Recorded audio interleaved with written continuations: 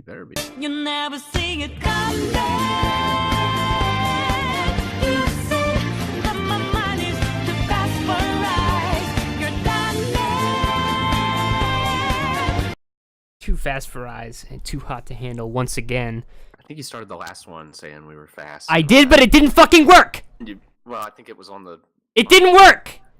The thing didn't play, so it doesn't count. because it goes We're doing it again. I even used the same video this time, because last week, or 2 weeks ago, is a wash. You said All you had a to wash. prepare the video, so you're saying that you didn't actually prepare a video, that you just recycled the one that you tried to use last week? I needed it to... I needed those old people to get their groove on to my anime music, and you will not take that away from me, you piece of garbage. Why don't we just call it off right now? I'm in a bad mood now. You know... I hate you. You are so mean to me, and I won't take it anymore.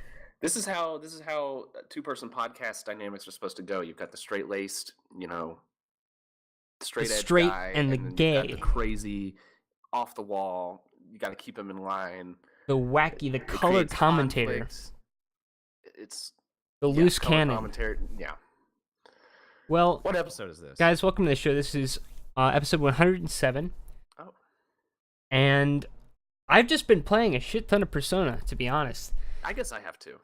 I've been playing nothing but Persona for the most part. And I am just addicted. Straight up. I get home, I just want to play some more Persona.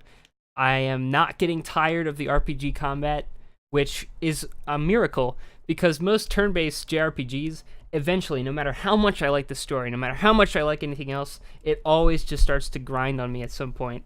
And Ni no Kuni was a really outrageous example, where I was really into the presentation and the music and the world and the animation as little as there was. But, Oh my God. by... We got a guest. Oh, we do. We have a How special did he- guest. He leave on his own. So, I was ready for a guest. if you're watching on YouTube, somebody just popped in for like half a second and left immediately on the mumble that we record this on. Anyway, a little behind the scenes. but as much as I liked about Ni no Kuni, I just started hating every combat encounter. The battle music would start up and it would go into the combat screen, and I would groan and just start hating myself and the game and the world. Not Persona 5. It's like a very snappy kind of thing. Kind of like Pokemon, but faster paced. You have the added benefit of just really beautifully done animations and stuff, and cute little combat dialogue. I actually switched the language to English, by the way. Oh, really? I switched to Japanese. Oh, yeah. Yeah. I think I'm like, where are you at right now? You're probably farther than me. I, without spoiling anything, where am I? I'm in the... Like, numbered wise. I'm trying to think of the numbered dungeon. It's... I think it's the last crew member that I'm going to get in the team. Okay. I think I'm on the last teammate. I am on the fourth one. Is that the... I think you're farther than me, so I'll just say is it. that the It's the tomb? pyramid. Yeah. Yeah. Yeah, we're not too far apart then. I think we're one dungeon apart. Okay. Yeah. I would get really frustrated with the combat if it weren't for it's good that the combat music is very good. It's the same thing over and over, which I've heard people complain about, but I think that there's something about the fact that it's just repeated over and over that it like gets in your head and absolutely. And you just I haven't gotten tired of it. I don't like turn-based JRPG combat period ever. That doesn't, Persona is not an exception to that. I don't like that combat system really, but I deal with it because the frills are so good around it. Yeah. And it's not bad. I mean, whatever. It's just whatever. I found that if I'm playing on normal difficulty and the strategy really comes in, that really comes into it is like the meta game strategy of like, well, how can I maximize my SP usage so that I can get as many combat scenarios in and get as far into the dungeon as I can in one day, so that I have more free It is days. that very like min-maxy you start gaming kind it, of, yeah. And then I realized, I don't know if you've realized this yet, and if you haven't, then you need to do something about it. If you go to the doctor's office, and I've got her at rank 9 because she's my waifu. If you go to her office and you've got her ranked up, she sells rings or some kind of accessory that I saw recharges your SP. And I got that. It's $100,000, but I think it's easily worth it. Oh, yeah. It is. Because it extends your time in mementos indefinitely. Yeah, exactly. I mean, every turn. Right now, I think I've got the rank 3 accessory or something, and every turn it gives me 6 SP, which is a ridiculous amount. Does it work outside of combat at all? No, it's every turn. Okay. I think it's every turn, but that's plenty, because if you're not, as long as you're not using the main character's big abilities literally every single turn, then you're a net positive, and so you don't even have to worry about, because like previously my main character was the one who he would run out when everyone else was at like half. And now I'm like switching out party members to use all the SP and stuff like that. So it's a huge advantage. It makes it so much. It makes the dungeon crawling like way less. I don't want to say stressful, because there's nothing really stressful about it. But like, you don't have to sit there and like think about it. I probably overthink it way too much anyway. But when I'm trying to like worry about like, well, how far can I get in this thing without running out of SP, then it makes it way easier not to have to worry about your own character's stuff, especially because like, oh well, I'm running out of Morgana's SP, I'll just use the main character for wind powers and stuff like that. So yeah, that's super useful. And then of course, like you can use the health, the stuff that uses health, the physical abilities, and then use the main character to heal the people up at the end of the battle, and you've got like unlimited, like you can just go as far as you want basically. I'd say it's almost just completely cheap, like it's game breaking almost. But that's the game. So it's cool. They did a really good job of making what you do in the real world connected to what you do in the actual combat parts, and vice versa. It always feels like you're reinforcing the other half of the game. That's the whole thing about Persona. That's what they've always done. That's like the whole thing is like, yeah, your visual novel exploits with fellow high schoolers is building up your stats for the dungeon crawling, and you're buying your equipment using money that you get working jobs and stuff, and yeah, or fighting monsters. For some reason, it's all just the same cash. Yeah.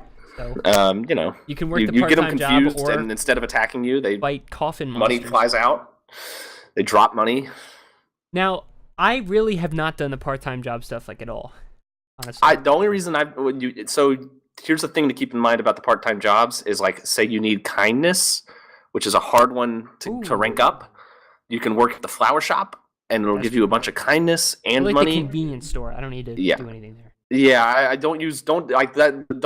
You don't need jobs just for money. You have to do them for.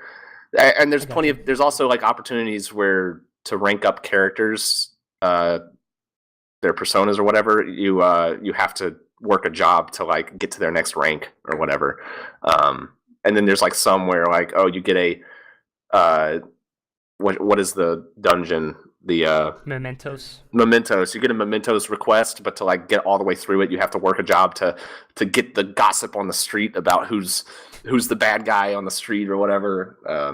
I like this game a lot. It is a very, very for sure. It's just got so much style, and I've gotten really into the story in a way that I absolutely did not with 3 or 4 really. I mean, I liked 3 or 4 a lot, and they also have a ton of style and good writing and everything, but this one's story is way more like, I don't know, it feels,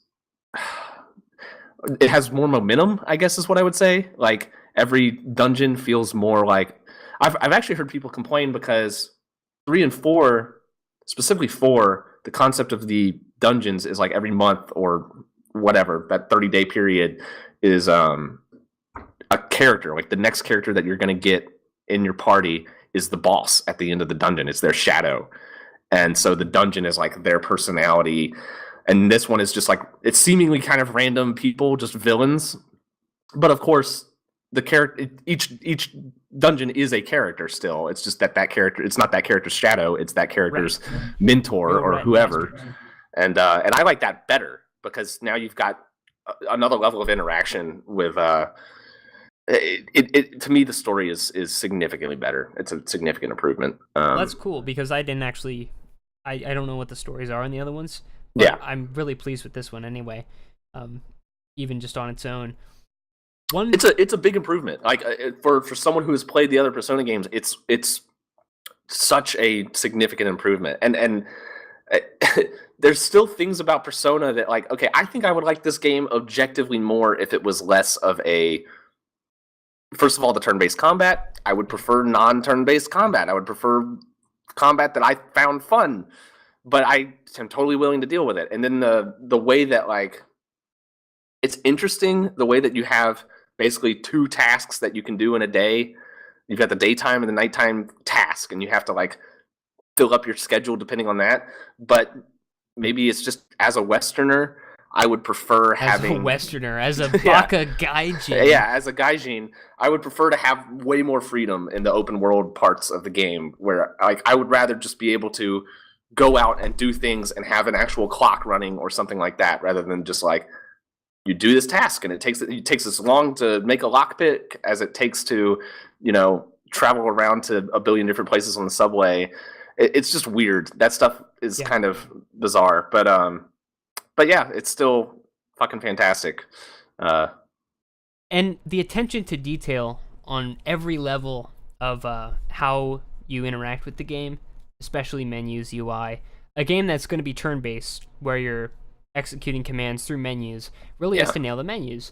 We talked about the menus already, but a subtle little thing I noticed, that's just that extra little touch that I don't know how they thought of it or why, but it's just a great little addition.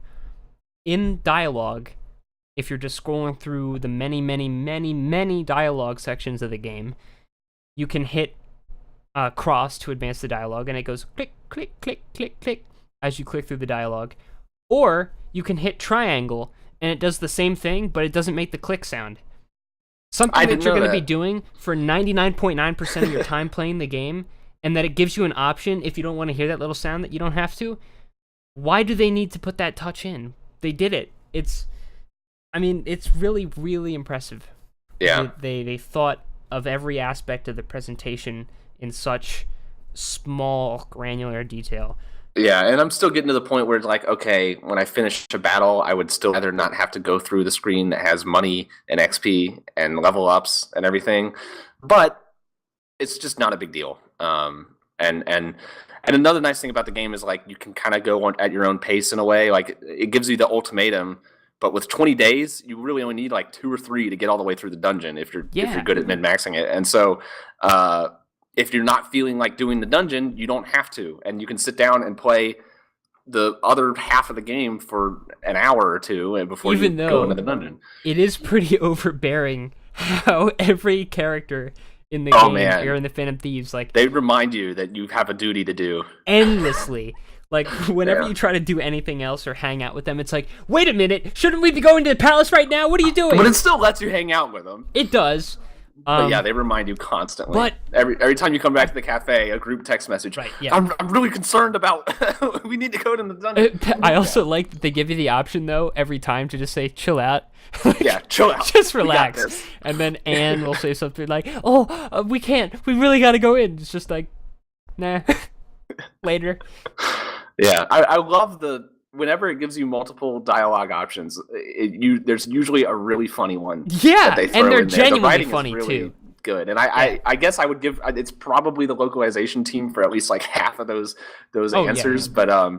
But yeah, whoever the credit goes to, there's some very good some very good dialogue choices in that. Especially with like how like blank your character is at all times. Yeah, it's really when he'll just say something like a dick and it just kind of when I switched to the Japanese voices, it was right before they go. I guess you haven't gotten to it yet. They go on a beach trip and they go to Hawaii. So they go to Hawaii, and I'm not going to spoil it, but they go to Hawaii, and there's a couple of scenes where people are speaking English, and they're confused because they can't understand English. And this is right after I switched to Japanese voices.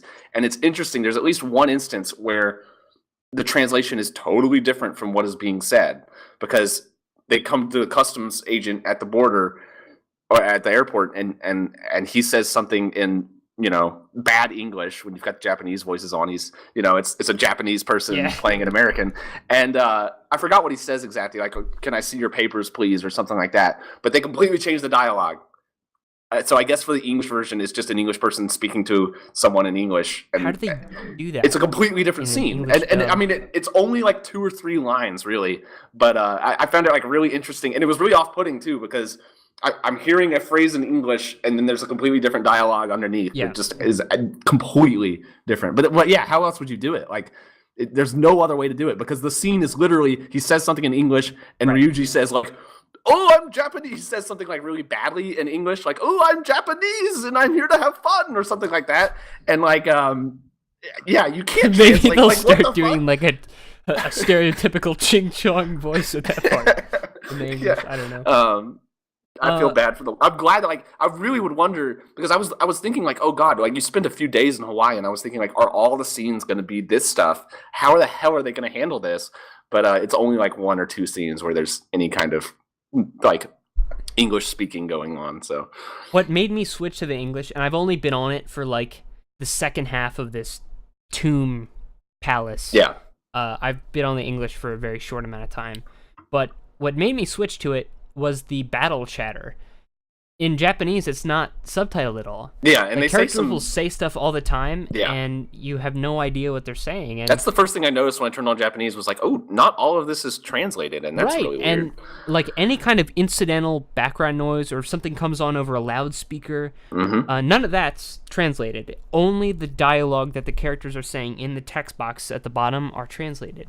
Yeah. And you don't miss much, but it's some flavor that you miss out on. Yeah, I think the translation team dropped the ball on that. Like that shouldn't be a problem to just translate real quick. But yeah. Now, but it actually would have involved like a substantial change to how stuff is displayed in the game. I mean, every element of the text on the screen is all like super well thought out, and a lot of effort was put into the presentation of it. So yeah, well, during some the of it you can cutscenes, get away with.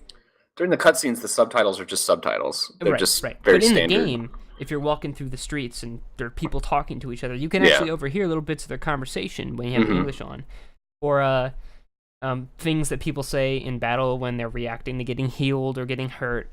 Yeah. None of that's translated. The stuff they say after winning a battle, The they main all have character, like a when you line. save, Yeah. he'll say, better write this down or something like that. And yeah, that's not translated. It is weird. The one that like kind of sold me on the English for now is Morgana in fights. Isn't Morgana a great The English voice? I think's better in English. I like, was just shocked. straight up. I was like, how did straight they up pull better in this off? English. Because that character is always like that kind of character is always the worst in an English dubbed Japanese thing. Like, oh god, it's a cute character that sounds like a young kid or something, and it's just always handled so badly. And they nailed it. Yeah, and yeah, I think it's better. It sounds better. She's like, or I think the character's a he. They call Morgana he, but he never acknowledges it. He thinks he's a human. He thinks he's a human boy. Does he think he's a boy? I never heard him say that. I've heard people call him a boy, but he's never. Well, he certainly doesn't correct them, and he's got a crush on Anne. He does. He does have a little crush on Anne. But when he heals himself in combat, or anybody heals him, and he goes, meow. That's so good. I really like that one. You froze on my screen.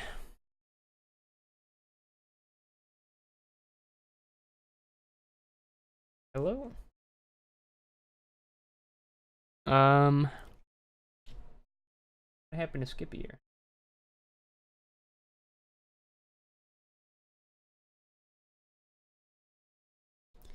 Well, anyway, the cat's cute. That's my point. Are you on your phone? I still can't even. Okay, I'm gonna turn the Skype audio on so they can hear you. What's up? Hey. Hey, Forum. What's happening, Forum? How's it going? I'm just out of. What happened? Blue screen. You got a blue screen. Nice. Yeah. Okay, well this works. The Windows 10 blue screen. It gives you a sad face, and it says like, "Oh, something went wrong." Hold on, It's I'm your back fault. I'm back on Bumble. You gotta get me in the room. Okay, yeah. I'm starting up Skype. Luckily, I have a solid state drive. All right, I'm gonna hang up this. Okay, sounds good. Well, I was almost better actually because they could still see you. Well, hold on. I'm on Skype now. Okay. Yeah, that was weird. That never happens. I think that's the first time I've had a blue screen. Kind of worried about that, actually. Oh, well. Maybe it's Medjed. Oh! That's something in the video game. That is something. That's a reference to the video game that we're talking about. But yeah, very cool game overall. I don't have much more to say about it. Yeah, I'm really happy with it. I was very happy with the English dub. I just wanted to try out the Japanese. I might stick with the Japanese. I don't know. I like both. I don't mind switching back and forth. They make it pretty easy. It's not like you Yeah. start a file in English. Yeah, and they have make to it finish really that easy. way. Yeah, so whatever. But yeah, Morgana, like that actor needs a reward, like an award, because like I was just blown away that they pulled that off as well as they did, and it makes the character really, really endearing too. Like, Yeah, you just, absolutely. And I think you're about to get to the next dungeon like features him pretty heavily as a character, and yeah, it's just really well done. He's probably my favorite character in the game so far.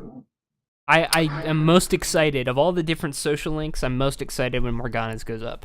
Yeah, yeah. Those scenes are always the best, or the most interesting to me. And I am genuinely looking forward to how that part of the story is resolved. Yeah, I guess, have you seen? There's a scene where like he has a dream, and you see a bit of his dream. No spoilers, but it's just like it's a tiny little thing, but like it's like, oh god, there's something to this. Okay. It'll be interesting. I don't know how much more I have to say about that, but unfortunately, I don't have anything else to talk about because I haven't done jack shit. I've played flight simulators, also about 50% of my time with flight sims, 50% of my time with Persona 5, and I don't know, not much to talk about really. There was something I wanted to mention the last podcast about NieR, a correction that I was pretty excited about, and I think I forgot to say it, but just tell me if I've already said this. You know how, like 3 podcasts back or so, I said I wasn't a fan of how the scaling worked in NieR? Like the level scaling? Turns out I was just straight up incorrect. There is no level scaling with your character in the game at all. As you advance through the story, things are at a fixed level. The bosses, every enemy levels up at a fixed rate, and you can advance way past it or fall behind it if you weren't doing any like side content at all. And I knew just there the wasn't pace, total the natural pace that I was going at just happened to be exactly in step with all the enemies. Yeah. So I was deceived into thinking that it was cheaply scaling everything 1-to-1 with me, but it wasn't. It was just perfectly paced out, which is cool. I knew it wasn't 1-to-1 because there was the side quest where you escort the parade. The side quests were very obviously. Yeah, so like that was like, okay, this is a level, like these are all level 50 significantly harder to fight than my level, and that was like really the only major part of the game where I was like, oh, this is way out of my level though. But there were some harder enemies where it's like, there's no way this enemy is like I'm not struggling to fight them, but their health bar is going down extremely slowly, and it makes the fight kind of ridiculous. But that was the only one where it was like, I'm gonna have to come back to this later because this is actually legitimately too hard. Because of course it's an escort mission, and so they just get killed instantly because you can't kill the enemies fast enough. Yeah, we could do a NieR SPOILERCAST right now. We could. I mean, do you have anything else to talk about? It might be mean to just spring that on people. Is it? I don't know. Whatever. Who cares? Yeah, I'm down. Do we want to talk NieR? Sure. Okay. If I can remember anything about it. I haven't thought about it in like 3 weeks. That game was so memorable. I don't know how you could forget anything. I specifically, I just want to jump right to the ending, Okay, yeah. specifically the Okay, yeah, credits just sequence. straight up, we're spoiling everything about Yeah. NieR. This is a NieR spoiler cast now, and if you haven't played it, you honestly, and I mean this seriously, you should play this game. I think it's on sale right now, but it's worth $60. And The 3 games don't I've played spoil this year are Breath of the Wild, Persona 5, and NieR. And NieR is my favorite. over Breath of the Wild? Yeah. I didn't expect that. Wow. It's maybe it's just like the last impression they both left me with. Like Breath of the Wild, by its design, you finish it when you're getting tired of it. That's when you choose to go fight Ganon, is when you're getting bored of the game. NieR has very good pacing and payoff. Yes. Yeah. But so overall, there's more substance to NieR too. Don't watch this podcast if you haven't completed NieR Automata, because it's worth playing and you don't want to spoil it. I mean, I honestly don't even think spoiling it would ruin it, but the surprises of that game are very fun and well done. And just unsub from us and don't Unsued. don't watch. Unsued. The credit sequence, it's my favorite thing about that game. The Oh, ending E yep. credit sequence is just like such a perfect fun end to that game, and it leaves like such a good. You've got this tragic ending followed by a very uplifting, hopeful, and impactful credit sequence, and it just works so well, because like usually a lot of times you get the happy ending, the happy real ending that's after the tragic ending, and it just feels like they threw it in there to like, it's not all bad. But like this one actually felt like, well, first of all, you literally had to fight for it. You had to fight the ending. You had to fight the credits. Yeah. And I loved that conceptually of like, no, I don't want this to end. I've got to fight the credits. But like, you earn it. Well, sort of. You sort of earn it. The way One dude that earned it helps you is I saw the video where the guy earned it himself. That was really. cool. I haven't seen that. Yeah, I saw a video. You can complete it alone. It takes a horrific amount of time, but you can do it. You can do it straight up alone. I figured you could. I saw one where it was like I was looking up just like ending E because I wanted to see it again, and the person who uploaded it, it was like an hour and a half long because they spent like an hour trying to beat it, and then they gave up. But yeah, I banged my head up against that wall for a while.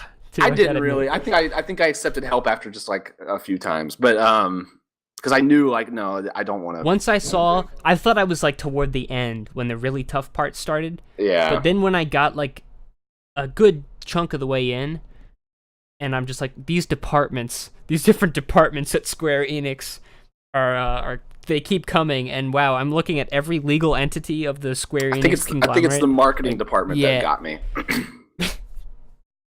But I love it. I love it. Did you delete your save? I did not yet. I want to do it when I'm done. I had zero hesitation. I was like, yes, I will delete this. Because like first of all, like, I had completed like 85% of the side quests. I want to do the Emil stuff. God, I think that's like really hard to get through. Like, yeah, don't you have to like get to level 99? You gotta get every weapon in the game. Yeah, no thanks. I'll look up a guide to do it, but I was so pleased with the game and my experience with it that I felt like I can finish this now and never play it again and just be super happy with what I experienced and leave it at that instead of like pushing through it more until I'm tired of it. I was just like, this is the perfect ending, and I just totally. So I no hesitation sacrificed my save for the good of everyone else. God, what a fucking great and before the credits, one of my favorite parts. It's kind of a weird boss fight with the two halves of the robot or whatever, when you switch between A2 and 9S to fight like the twin robots. Yeah. Oh man, I thought that was like really cool. Like when it first good. switches, like I think you play as A2. Well, yeah, back it up. Like fighting, back it up. Fighting, the fighting. entire third act of the game, you are alternating mission to mission between 9S and A2. And then as you get to this final section in the tower where 9S and A2 are both ascending it, but in different ways. Yeah. You switch from one to the other in the same sequence of gameplay. The music, and then you gradually... I went back. One of my favorite things in video games that is very rarely done, and it wins me over with the game instantly. It won me over with Modern Warfare 2 in the first mission, because what Modern Warfare 2 did, this is a very strange comparison to make, I know, but it'll make sense. What Modern Warfare 2 did in the very first mission, you're escaping the base on a snowmobile, and you start going down this big hill, and there's a ramp at the end, and a helicopter on the other side of the gap beyond the ramp. And they're like, oh, you're going to have to jump for it. And the music starts building up, and you jump off the ramp, and it times it perfectly, where if you're going fast enough to make it across the gap, the music swells and then like kind of has like a climax as you go over the ramp. And I was like, was that on purpose? I couldn't tell if it was a coincidence or not, so I had to like go back and see. And I figured out, like, okay, at the top of the hill, they changed the music at the top of the hill so that it'll time it perfectly when you get to the ramp. And I was like, that's a fucking great idea, and it worked really well. And I very rarely see it or notice it in games, but I noticed it in this one when you first change from A2 to 9S.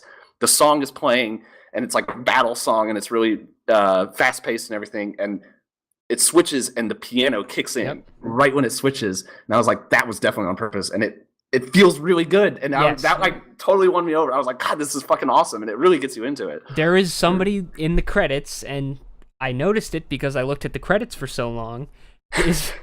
There is a team, not a very big team, but their entire function was music implementation. That was their whole job. They didn't make the music, but their job was just to implement it well. And it really shows, man, like the opera singer boss, Simone, that bit from the trailer that in any other game, in any other trailer, they would have just timed the bit where the lasers shoot out of her dress. They would have just timed that just for the trailer. Yeah. In the game, the part where it goes, boop, boop, boop, boop, yeah, at the exact moment that the lasers turn on, same thing happens every time you play that boss fight. It's really good. Yeah, that is everywhere in the game. Yeah, and of course this cannot continue thing, and how it like merges into the song and everything. The music. Or when you're fighting the big ball in the dark. What was how did they?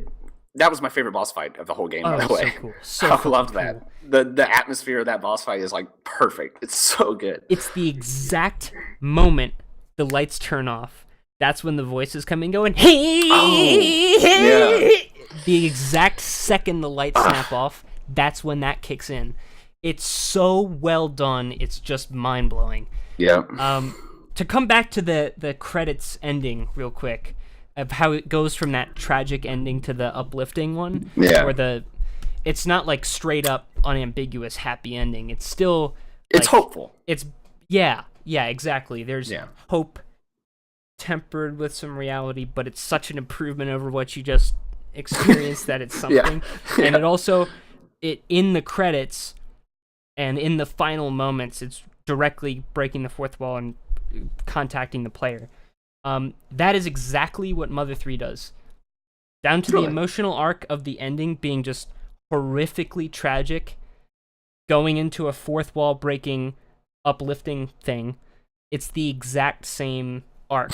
Not that they're similar games exactly, but they both had that same same spirit in the ending.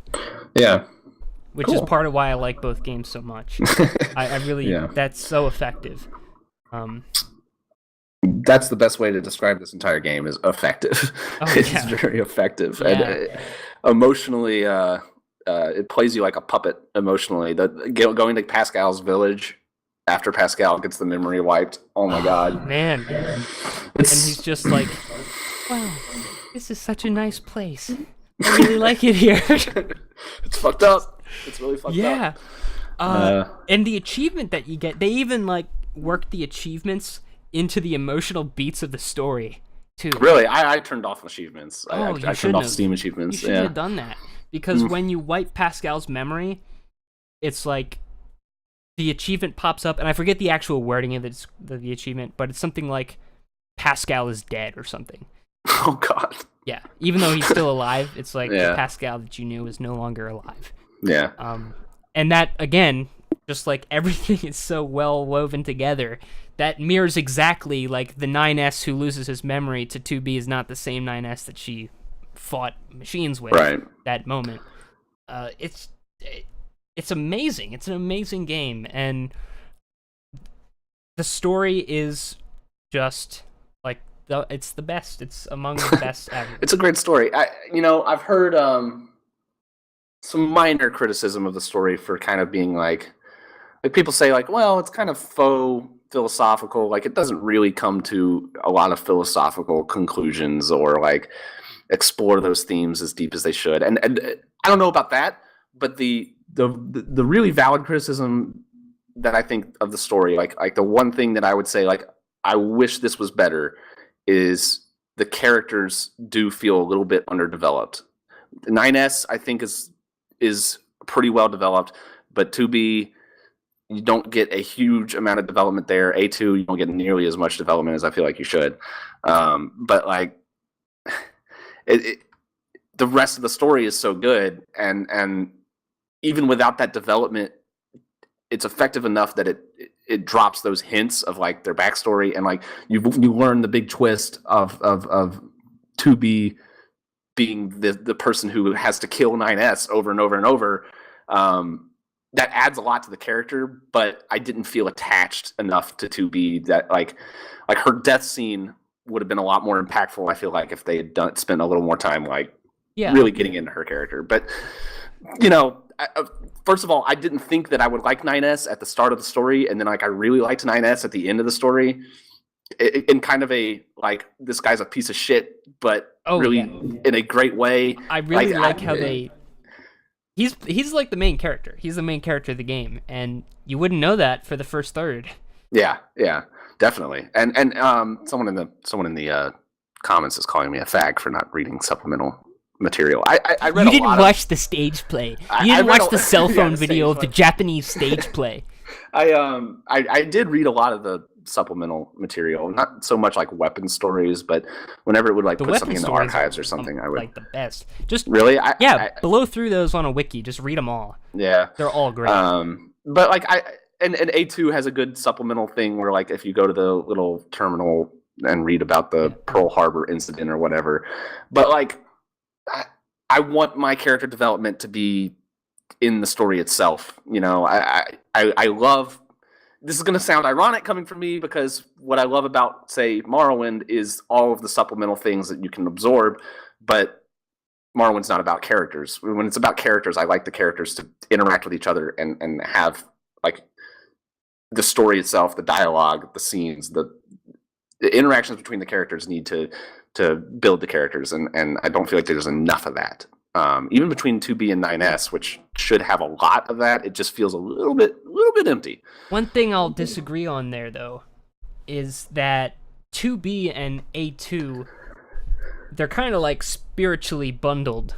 I mean, the obvious cutting of the hair to look exactly like her, and and being ostensibly the same model. The same model. They look almost exactly the same, and by the end, A2 takes up the same like desire that 2B had when she was dying. Yeah. Like her whole life she was just killing 9S because it was her job, and then at the very end she was done with that and she didn't want to do that anymore. And that comes to fruition at the end of both of the ending C and D. Yeah. A2 in both endings kind of. And I don't want my criticism. Yeah, I don't want my criticism to sound like I don't think NieR Automata is a character story, and so the criticism that the characters weren't developed enough is a little bit tangential, because the main story of that game is more of a meta story of like philosophy and the world, and yeah, for sure.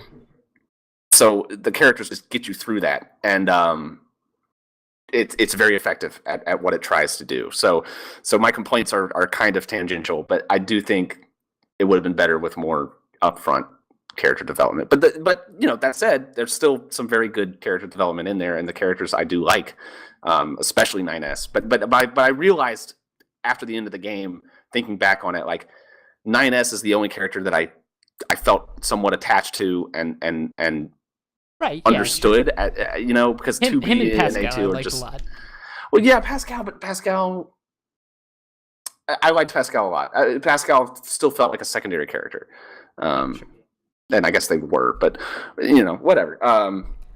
It was really good. Still, I loved it. That's probably I don't know because I'm probably going to play Zelda before the end of the year. So Zelda, if I do play Zelda before the end of the year, I feel like Zelda's going to be my game of the year, but this will be a close contender for sure. Because God, I've been telling everyone like this is my favorite game since The Witcher 3, which says a whole lot because Witcher 3 was probably my favorite game since like Morrowind. So yeah, it had a big effect on me.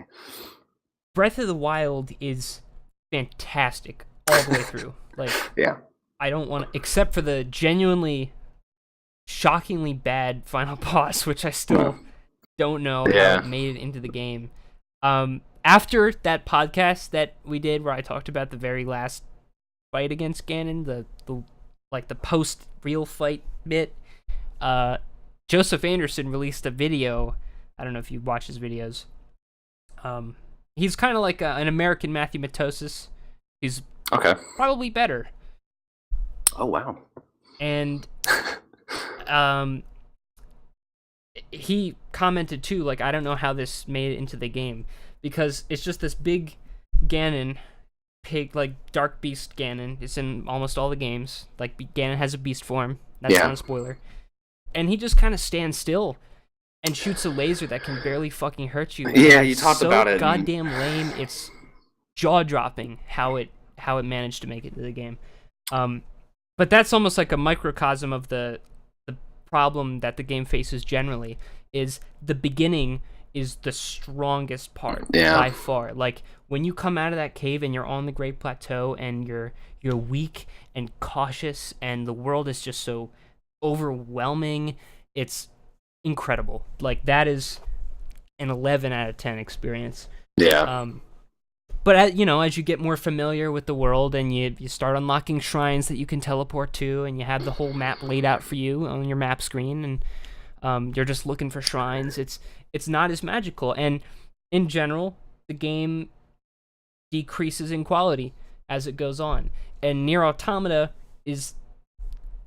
it's not like it starts poorly, but it's the opposite in its trajectory in that it just improves as it goes along until it reaches its absolute peak at the very, very end. It's the perfect way to build the game up and end it. It definitely doesn't start poorly, but I do remember throughout the playthrough of Ending A thinking like, all right, when does this game, like I can tell, you get these hints that there's more to this game. I know there's more to this game than what I'm seeing, but I haven't experienced it yet really. Like there's just... I know there's more here to see, and I went in not knowing like anything. Like I didn't know. I knew that NieR had multiple endings, the first NieR, but I wasn't sure. I didn't know the nature of them or anything. Fucking thing that ended the first game. That was like the balls to do that twice. But I was thinking like at the end of Ending A, I was like, well, that was good and everything, but like how are supplemental playthroughs going to like extract out of this game what I know the potential that it has? And then of course, like once, like right at the beginning of 9S's thing where you like realize, okay, I'm playing as 9S and there's a lot more going on here. Well, it was like, okay, this is... Playing as 9S is one thing, but that's not even the first thing you do. The very first thing you do is control a little robot who's trying to fix his big brother who died. And you trip over a pipe. And I remember my feeling of when I was playing that little robot thing part. I was like, okay, here we go. Finally, the game is like, here's what I've been waiting for. Like, there's more to this thing. And then the camera pulls back, and 9S is watching this, and you're just like, okay, here it goes. So that was a good moment for me because I literally just had no idea what to expect. I thought like, okay, multiple endings. I thought might have meant like, okay, you're gonna just have to play through the whole thing again, and okay, that's basically it'll be like, how the first NieR is. Yeah, and so I was like, I don't know about this, and then I started seeing people saying there were 5 endings, and I was like, I'm not gonna play through this thing 5 times. But when I saw how different the second playthrough was, I was like, okay, there's definitely more to this. So, whew, yeah. And then, like, once you think you know where it's going with its multiple playthroughs, and then, like, Chapter 2 starts, it's, pretty incredible. Zelda, I feel like by Zelda's nature, there's no way that game could have the same impact, anywhere near the same impact, of course emotionally or thematically or anything. By its nature, it is a slow-paced kind of immersive experience that does peter out, because it's going to peter out, because the whole idea is that you just kind of explore until you're done with it. And so it is at an inherent disadvantage. I do think that I haven't played it yet, but it sounds like it could have done more to have some sort of emotional ending. Like, not emotional isn't the word I'm looking for, but impactful ending. What it sounds like, what it reminds me of is like old-fashioned games, like 80s and 90s era games where you get to the end and you beat the final boss, and it's like, congratulations, you beat the final boss, and that's it. And I will like, say, like, except for that very, very, very ending fight, I wouldn't even call it a fight. It's so goddamn bad, it's appalling. Jeez. Right before all that, when you're going into Hyrule Castle for the last time, and you fight Calamity Ganon, that's amazing, and that fight is really, really cool. Okay. And all that stuff is well done, and even the emotional beats are hit well. It's just like, in general, the late game is less exciting than the early game, and it gets less exciting until you actually decide to fight the boss. But because you can kind of run into the castle earlier, and you'll do that for sure as you play. Like, you'll think to yourself, you know what? I'm feeling like I know how to play this game now. I think I can maybe go into the castle a little bit. There's nothing stopping me. Yeah. And you'll go in, and you won't necessarily die. It's not like it's not like some ridiculous challenge. You just got to be careful and sneaky, and you can do it. And then as you progress, you'll be like, okay, there's lots of good loot in the castle. A lot better stuff than I could find anywhere else. So I'll make these runs into it, and I'm getting more confident, so I'll go a little farther this time. So you're revisiting it as you go, totally at your own pace. You never have to go there. And so by the time it's your last time there, it's like, yeah, I've finally conquered not just the whole game, but I've conquered this ultimate challenge that was in the center of it all. And I just remember the very last time before I fought Ganon, I, for the last time, climbed to the very, very, very top of the castle and just looked at everything around me in Hyrule. I'm like, yep, I did all of that. And now it's, like, that was pretty good. But the general arc of the game is the complete opposite slope of NieR Automata. Something that I hate to bring up, but I have to. Okay. I couldn't help but compare NieR Automata, its structure, and the way that it was building up to a climactic ending. I couldn't help it. I had to compare it to Metal Gear Solid 5. No, that's a totally valid comparison, because it succeeds at what that game failed Well, I at. hate to bring it up. Yeah, I hate to bring it up because, like, it's like, oh god, this could have been Metal Gear Solid 5. This is what NieR Automata is, an example of, like, okay, here's how Metal Gear Solid 5 could have played out. Not, totally, not literally, but like those beats and that pacing and that payoff. And it shows you that you can. It shows that you can do that for 10 times less budget. It's not a fucking studio. Oh yeah, thing. it's a relatively low budget game. I was looking at, like, I forgot what the exact numbers were or anything, but like they had budget constraints, and in some places you can see, like the open world especially, like you can see, like, okay, this is kind of a, it was made on a budget.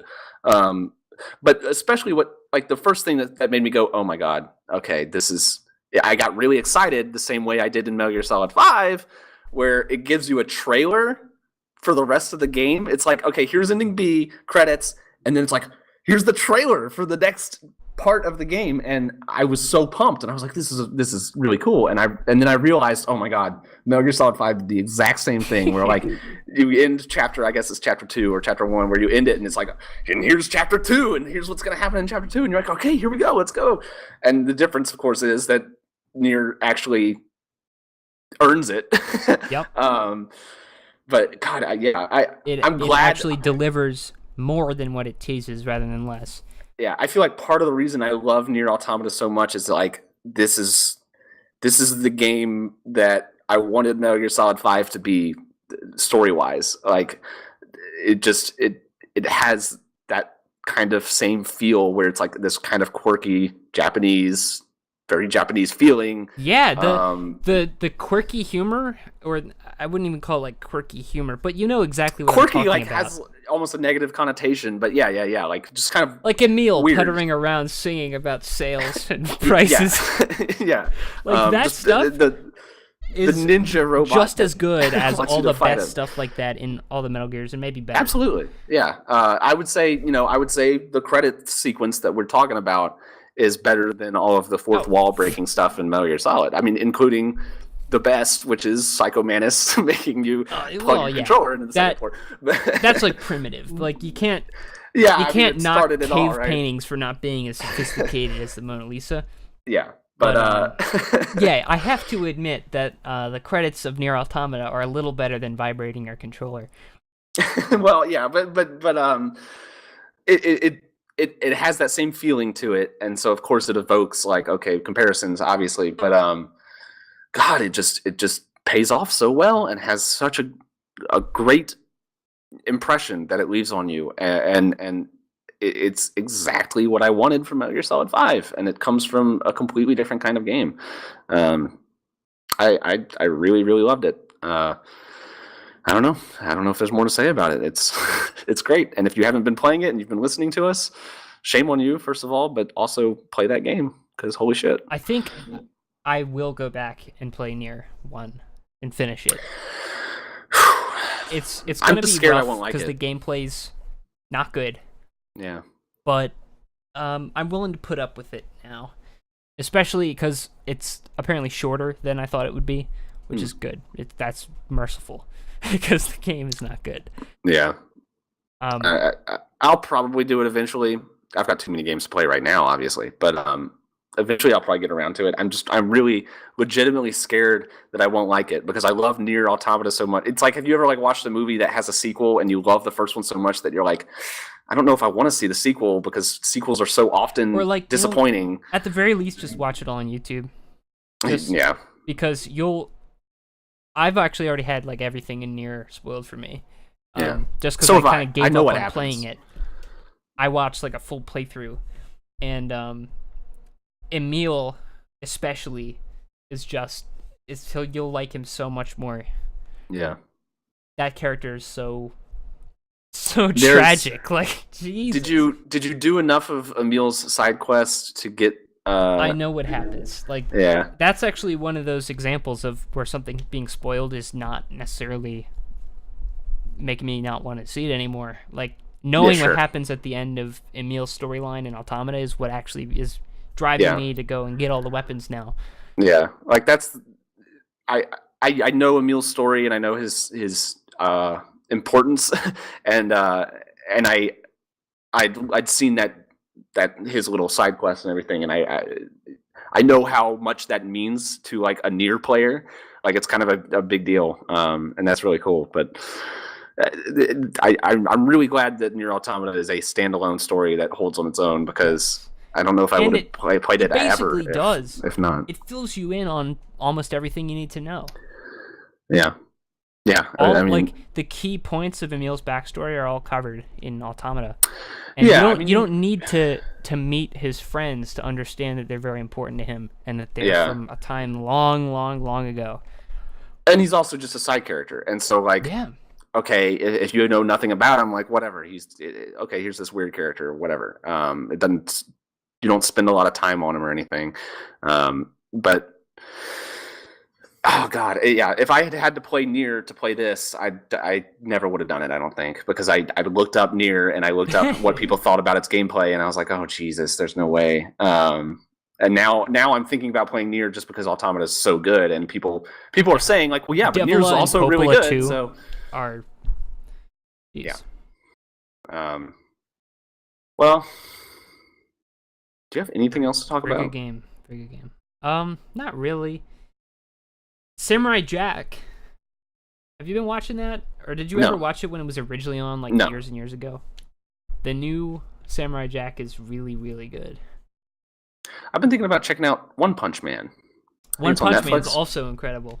Bill Yeah, Burr I've heard watches very One good Punch things. Man. That's what made me think. Like, I follow him on Twitter, and he was talking about One Punch Man, and I was like, okay.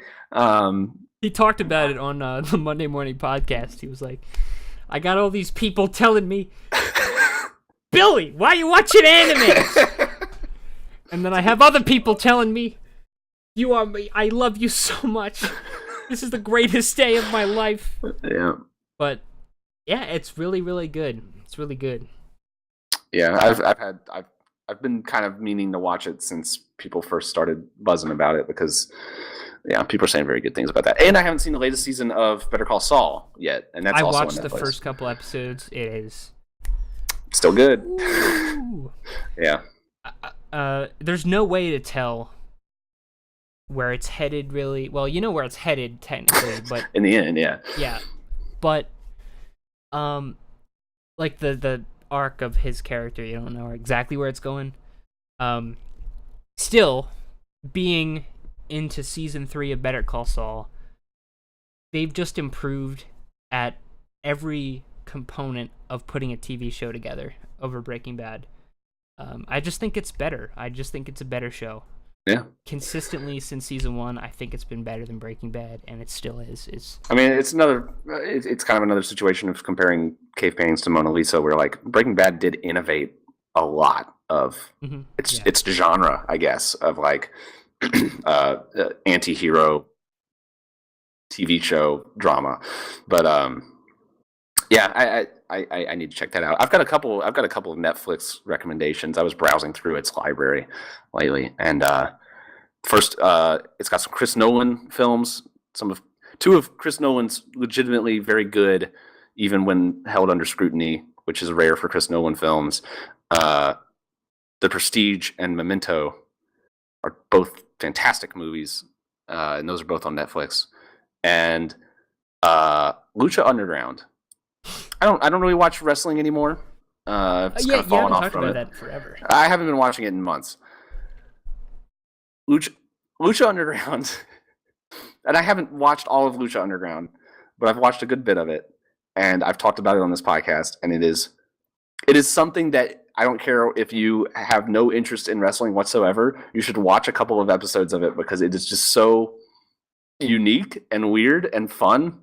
I feel like people could get into it who absolutely don't think they would, and I have to recommend it because it's really fun. It's just like, this is totally crazy and stupid and fun, and that's both of the first 2 seasons of Lucha Underground, which are very long, are on Netflix, which is pretty cool. Well, that's all I have. Unless you want to hear about flight sims, I bought a Mirage and an Mi-8 and the Vigan. How much does each individual aircraft cost? I spent on those 3 aircraft total. I spent they were on sale, and I spent like $110 or something like that. Oh my god! Yeah, but the Mi-8, you get in the cockpit, and it's just got switches everywhere, and I love switches, and it's got them everywhere, and dials and things, and it's fun to learn that stuff. It will be sophisticated enough with the finger motion tracking. Absolutely. And people will go crazy and put these actual switches around their actual room. Well, I was playing, so this is funny actually. I need to cut this because it was in a stream, and I need to cut it and make it into a video because I found it hilarious. I was flying in a jet, and I looked over out the cockpit window at like the wing, and there was like what looked like an exhaust pipe, like in like an old style, like a propeller plane. Mm-hmm. The engine just has a big exhaust thing sticking out, but this is a jet plane, and this is in front of the jet engine, and I'm like, what the hell is that? And I kept looking at it like, what the fuck is that? Because it just didn't make any sense. There wasn't one on that side, but there was one on this side, and it's just sticking out of the engine. And then I realized I had my controller plugged in and sitting on a table over there. And so when I was looking out the window, apparently when the controller when it's plugged in, it automatically turns on. and when it's on and you're playing this game, it appears as a glove in the game. Because I guess I don't think they've implemented it yet, but I guess you can like eventually you will be able to flip switches with the controllers. And so I was seeing a glove sitting on the wing, and I got up and grabbed it. I got out of the cockpit while flying and grabbed this hand that was just sitting on the wing of the plane. VR is weird, man. VR is really awesome. That's pretty good. VR is fucking crazy. I continue to defend VR with my life because people are still really negative about it, but I think it is absolutely incredible, especially now that I've been doing these flight sims, like being in a cockpit and being able to look around and like it's just crazy. It is absolutely crazy, and I love it. So yeah, nothing else for me to report. Folks, thanks for watching. We appreciate your patronage. Please continue to support the channel on our Patreon. The community depends on you. Give us some likes and subscribes. It really helps us out. Tell your friends. You know, real quick, YouTube, you know about all that YouTube stuff? I don't give a fuck about H3, or those guys in general. They don't really appeal to me. But it really does seem like the monetization, I don't know what you would call it. It's not an algorithm exactly, but the restrictions on it have changed pretty substantially. I think that it will be a very different website pretty soon. I think it's going to have a competitor. Someone's going to enter this market. If there's ever been a time for that, it's definitely now. Twitch seems to be like even more competitive and alternative than it ever has been. That's what happens when you get bought by Amazon. Which is kind of a shame because I don't really. But like it'll always be streams. a video game focused thing, you know. I don't really like watching streams personally, but it seems like that's what most people prefer to watch over like edited videos. Yeah, I've gotten to where watching a TV show. You pop it on, your favorite streamer playing a video game, and you watch it. Yeah, I don't really watch streams very often either. There's one streamer that I watch and enjoy a lot, which is Charlie Winsmore. Well, he's funny. He did the Second Life videos and everything, and he's very funny and entertaining. I don't know. I get the appeal of streaming, and I agree with you though that like edited videos are falling by the wayside, and they're way harder to make any money on for sure. Mm-hmm. And when you find someone who makes good ones, it feels like a gem in a huge barrel of just turds. Yeah. Because there's just a lot of shit out there. But there will always be a place for that, I think. But Twitch isn't going to be it. And YouTube is getting worse for it. So. Especially people like Matthew Matosis or Joseph Anderson, where they have, or Noah Caldwell Gervais, they have a Patreon, and that's their primary monetization method. And you know, that works better. I'd much rather have somebody sustain themselves through Patreon than YouTube. Like, as much as people shit on Patreon as a joke, Patreon is fucking great.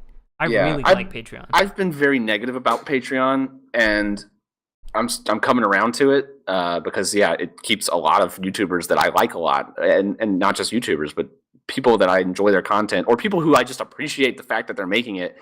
It keeps them going, and gives them the ability to make better stuff, and I really like that. Yeah, it's still really bizarre to me. It's got a bad rap because it really spread in public awareness with like Zoe Quinn's Patreon. Like that was about the first I'd ever heard of Patreon personally. Yeah. That's part of how it blew up. But it turns out like, isn't that so much better than somebody having to like change their approach to making a video to maximize the amount of ad revenue they can get? Like if you do it through Patreon, they don't have to change anything they're doing. Just the people who like it and choose to support it, and nothing else. Nothing has to change. Just the concept of Patreon is still pretty weird to me, where it's like you're just asking people to give you money when they don't need to. Like they can still watch your content without giving you money, and it works, But like for me personally, I support the Mega 64 Patreon. Really, personally. there's not a single Patreon that I'm I subscribed to. support the Mega 64 Patreon at the highest tier. I give them $24 a month. Holy shit! Yeah, and they give the best merch. It's amazing. Oh, really? Yeah. Yeah, they and put you get together perks and stuff once every 3 months. It's not like you're buying merch through this. Like you're still paying more than you're getting, but that's part of the package. Like they made this scarf. I don't wear scarves, but this scarf is really fucking cool. And if I were to wear scarves, I would not be embarrassed to wear that scarf. Sure. Pretty cool. And in this last Patreon pack they sent out, among other things, there's like a bandana and like some toilet stickers, and they make little custom calendars every time.